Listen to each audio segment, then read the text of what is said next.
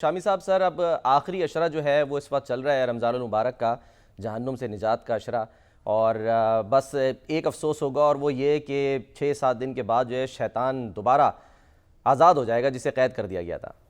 आपको शैतान की फ़िक्र नहीं, अपनी फ़िक्र करनी चाहिए।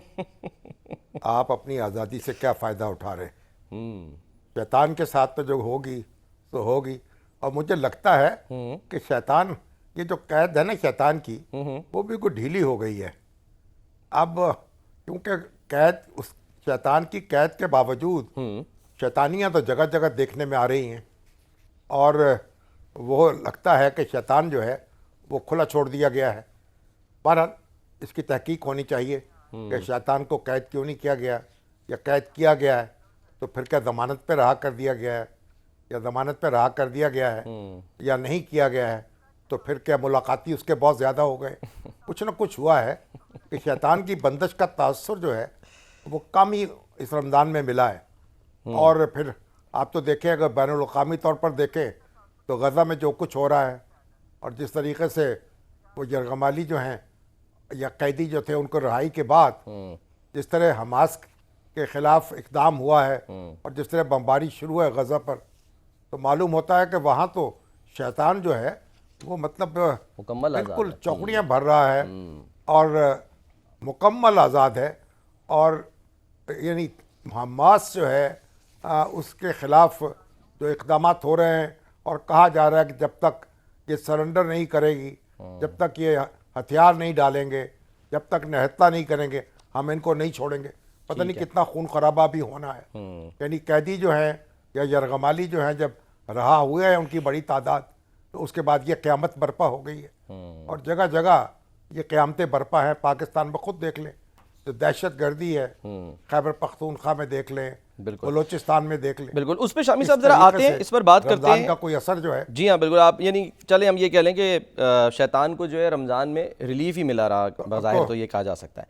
अच्छा सर, हम ज़रा आते हैं अब अपने मेन टॉपिक की तरफ, और वो है बानी पीटीआई का, जिन्हें ज़ाहिर जिनसे मिलने की इजाज़त जो है वो पहले दी गई, फिर उसके बाद हमने देखा कि हफ्ते में सिर्फ एक दिन ही उनके सिर्फ जो फैमिली मेम्बर्स हैं वो मिला करते थे, और जुमेरात को होने वाली जो मुलाकात थी वो ख़त्म कर दी गई, वो नहीं होती थी, जिस पर ज़ाहिर शिकायत भी सामने आती रही। अब आज इस्लामाबाद हाई कोर्ट, जहाँ पर ये मामला जो है वो गया था मुतफ़र्रिक़ दरखास्तों का और लार्जर बेंच इसको सुन रहा था, उसने शामी साहब फैसला कर लिया कि जी अब हफ्ते में 2 दिन जो है वो मुलाकातें हो सकेंगी। सिर्फ एक जो शर्त लगाई गई है वो ये है कि जी वो मुलाकातों के बाद बाहर आकर जो मीडिया टॉक होती है, जिस पर बातचीत की जाती है, बताया जाता है, बस वो नहीं होनी चाहिए, वो शो नहीं लगना चाहिए। तो वो अब जो है वो पाबंदी होगी। लेकिन बहरहाल सलमान अकरम राजा साहब इस पर मुतमईन नज़र आए। उन्होंने क्या कहा इस्लामाबाद हाईकोर्ट के बाहर, ज़रा पहले सुनते हैं शाहिद साहब, फिर चाहेंगे आप तबसरा करें। दिखाइए जी सलमान अकरम राजा। शर्त सिर्फ ये लगी है कि जो रुफ़का मिलेंगे वो उसी वक्त जेल से बाहर आकर कोई सियासी गुफ्तगू नहीं करेंगे। लॉ एंड ऑर्डर सिचुएशन पैदा हो सकती है उस गुफ्तगू से, तो हमने कहा ठीक है नहीं करेंगे। देखिए गुफ्तगू पे तो कदगन किसी इंसान की नहीं लग सकती ना। ये तमाम लोग मेंबरान पार्लियामेंट हैं, सेनेट में हैं, नेशनल असम्बली में हैं, वो जहाँ उन्होंने अपना कोई नुक्ता नज़र पेश करना होगा वो कर देंगे, उससे तो कोई उन्हें नहीं रोक सकता। लीडरशिप पर पाबंदी लगी है या फिर फैमिली पर पाबंदी लगी है, क्योंकि वो बाहर आके गुफ्तगू नहीं, सिर्फ उन्होंने फ्रेंड्स के बारे में बात की है। तो ये मुतालबा किया जा रहा है कि माफ़ी नामे का, कि इमरान खान माफ़ी मांगे, और नहीं, ये नामुमकिन है, इस पे सवाल ही नहीं बनता। इमरान खान कोई माफ़ी नहीं मांगेंगे। मुलाकातें हो रही हैं और वो कोई किरदार अदा कर रहे हैं। मुझे नहीं इस बारे में इल्म जी, लेकिन अगर कोई ये समझता है कि इमरान खान किसी से कोई माफ़ी मांगेंगे तो इस ख्याल को आप खारिज इम्कान कर। शामी साहब, कितनी अहम डेवलपमेंट है ये कि मुलाकातें जो हैं वो अब दोबारा से हो सकेंगी, लिस्टें फराहम की जा सकेंगी जो लोग मिलना आना चाहते हैं? देखिए असूलन तो इस तरह की बातें हाई कोर्ट तक आनी नहीं चाहिए। ठीक, जो जेल मैनुअल है उसके मुताबिक ट्रीटमेंट होनी चाहिए। जो फैमिली के लोग हैं उनकी मुलाकात का भी तरीका मुकर्रर है, दोस्तों की मुलाकात उसका भी तरीका मुकर्रर है। तो ये जो बार बार दरख्वास्तें देनी पड़ती हैं हाई कोर्ट में और वहाँ से फिर अहकामात जारी होते हैं, फिर उनके अहकामात के बारे में शिकायत पैदा होती हैं, कभी उन पर अमल होता है कभी नहीं होता, फिर तौहीन अदालत की दरख्वास्तें दायर करनी पड़ती हैं। तो ये तमाशा ख़त्म होना चाहिए। एक नॉर्मल तरीके से आप जो हुकाम हैं जेल के उनको बिहेव करना चाहिए।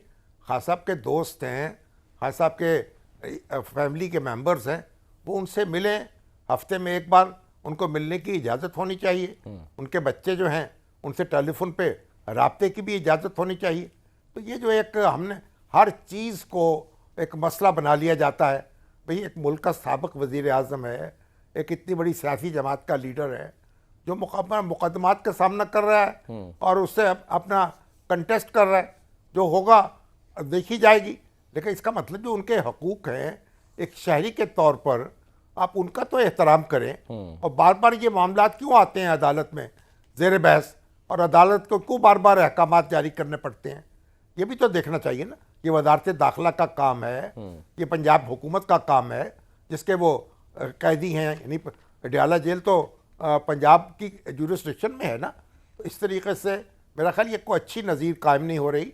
और फिर ये भी देखा कि आप देखें जो लोग मिलते हैं उनमें से कई तो ऐसे होते हैं, मेरा ख्याल उनको मुलाकात से ज़्यादा दिलचस्पी जो है मीडिया टॉक से होती है। जी हाँ, बेशक। मिलते हैं, वो खास ना साहब भी से मिले तो वो तरह बाहर तरह की मीडिया बातें की मंसूब मौजूदगी करते का हैं। फायदा उठा के वहां पर बातचीत जरूर करते हैं। बहुत से ऐसे रहनुमा वहां पर पाए गए हैं बाकायदा तौर पे।